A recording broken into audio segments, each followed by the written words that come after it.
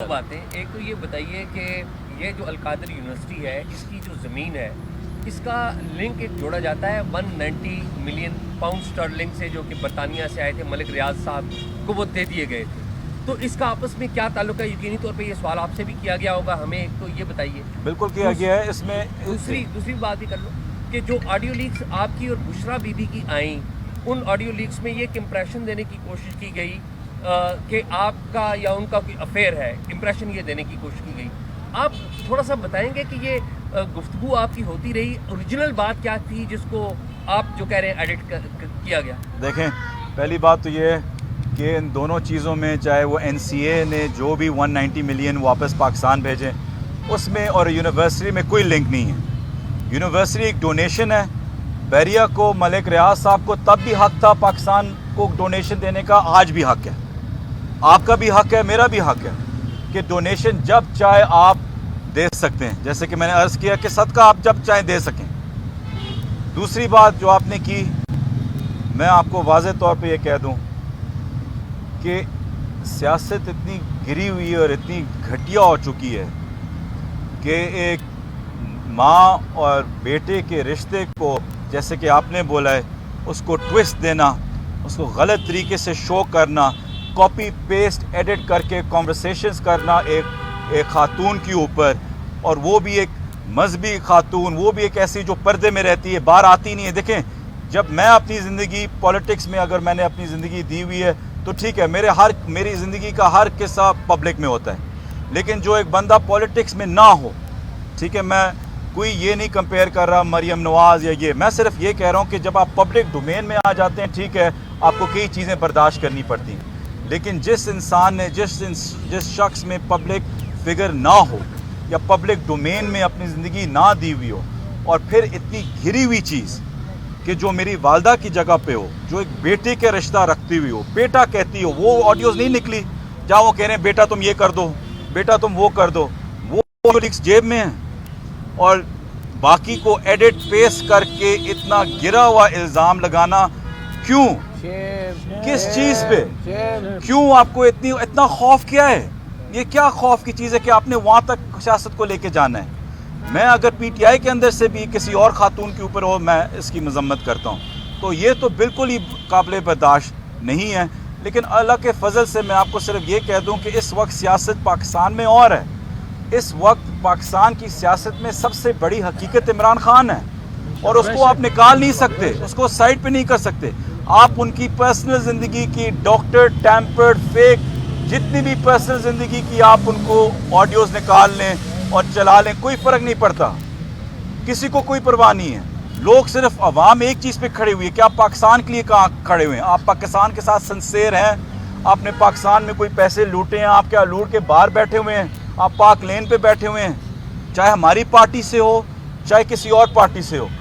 پاکستان سے جو بھی باہر گیا وہ آپ کے سامنے ہے, جو پاکستان یہاں آ کے جو مقدمے وقت لے رہا ہے, سہ رہا ہے, وہ بھی آپ کے سامنے ہے. تو اس میں دو رائے کوئی نہیں ہے, اور میں یہی کہتا ہوں کہ گزارا اگر آپ کو سیاست کرنی ہے مردوں کی طرح کریں, حوصلہ رکھیں, مقابلہ کریں.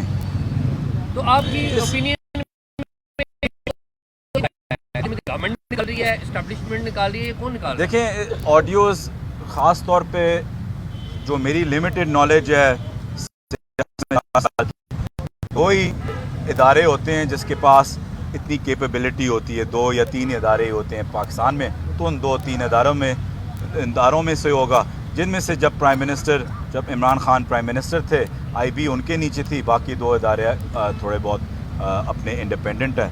تو وہ آپ کو بہتر پتہ ہے کہ کون ان تینوں اداروں کے علاوہ 2-3 اداروں کے علاوہ اور کسی کی قابلیت. سر یہ بتائیے گا کہ ابھی آپ 3 گھنٹے نیب کے سامنے رہے, تو ابھی آپ کے ساتھ جو آپ سے سوال پوچھے آپ نے ان کا رپلائی دیا ہوگا, اب آگے کیا پروسیڈنگ ہے؟ آپ کو دوبارہ بھی بلائیں گے اس کیس میں, اور بھی لوگوں کے نام وہ بھی پیش ہوں گے؟ مجھے کویشچنئر دیا ہے, اس کویشچنئر کا انشاءاللہ ان کو کل پرسوں تک میں جواب دے دوں گا. میری لیگل ٹیم ہے اس میں, تو اس میں 3 گھنٹے بس اسی پہ ہو رہا تھا. ایکچولی جو کوشش کی جا رہی ہے وہ بہت مشکل ہے, بہت فار فیچڈ ہے, کیونکہ ایک ہوتا ہے کانفلکٹ آف انٹرسٹ. اب انٹرسٹ کیا ہے, کانفلکٹ کیا ہے؟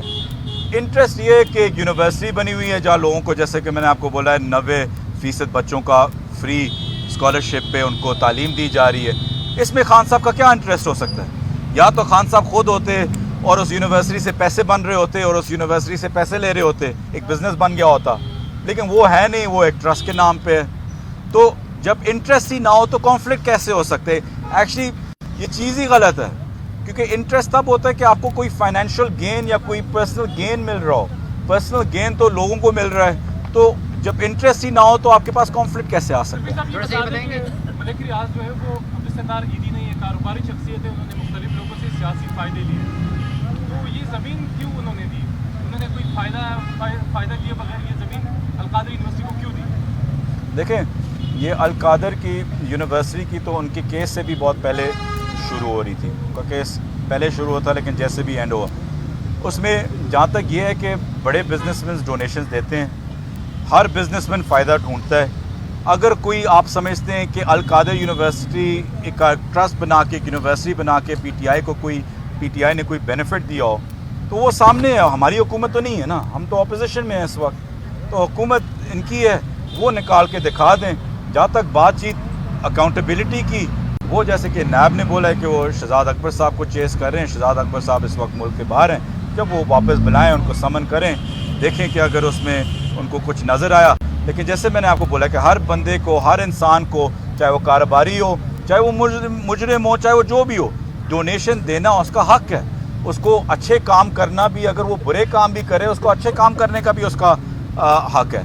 और आप सिर्फ ट्रस्ट की तरफ देखें, मुझे सिर्फ बुलाया गया है बतौर विटनेस, मैं इसमें कोई अक्यूज़ नहीं हूँ, मुझे बतौर विटनेस बुलाया गया है। आप अलकादर को, मैंने यही अंदर बोला है कि आप अलकादर को खोल के देखें, उसमें अगर कोई, जब ज़मीन दी गई यही 450 कनाल, उसमें अगर कोई आधा कनाल भी इमरान खान ने अपने पास रखा हो या जुल्फी बुखारी ने अपने पास रखा हो तो फिर बात करें।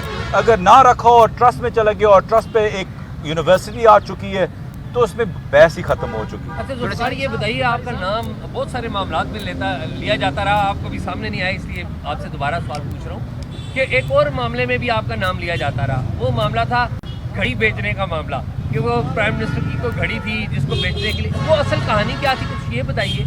और साथ ये भी बताइए कि मलिक रियाज साहब वो फंड करते हैं, और सबको पता है कि वो फंड क्यों करते हैं, हुकूमतों को, सारी हुकूमतों को करते रहे और फ़ायदे लेते हैं। आप ऑनेस्टली समझते हैं कि मलिक रियाज साहब ने आपसे 190 मिलियन की वो जो स्टैंप लगवाई पूरी कैबिनेट से, वो फ़ायदा नहीं था मलिक रियाज का? डू यू ऑनेस्टली थिंक कि वो कोई फ़ायदा नहीं लिया? देखिए, जहाँ तक घड़ियों का सवाल है, मैंने पहले भी बोला है, फिर से बोला है कि मेरा ना मैंने कभी कोई घड़ी बेची है, ना मेरा कोई लेना देना है। मैंने उस एक इंटरव्यू में भी बोला था कि शायद अगर मुझे पता होता कि वो काबे वाली, तो क्योंकि मैं घड़ियों का शौकीन हूँ, मैं ही शायद ख़रीद लेता अगर मुझे पता होता। तो ना मैंने बेची है, ना वो है, तो वो चीज़ ख़त्म हो चुकी है। और मैं उस पर बार बार आप कह दूँ, तोशा खाना में जो भी चीज़ जाती है वो आखिर में ऑक्शन ही होती है, और ख़रीद के जो उसके कायदे कानून है, उसी जो भी परसेंटेज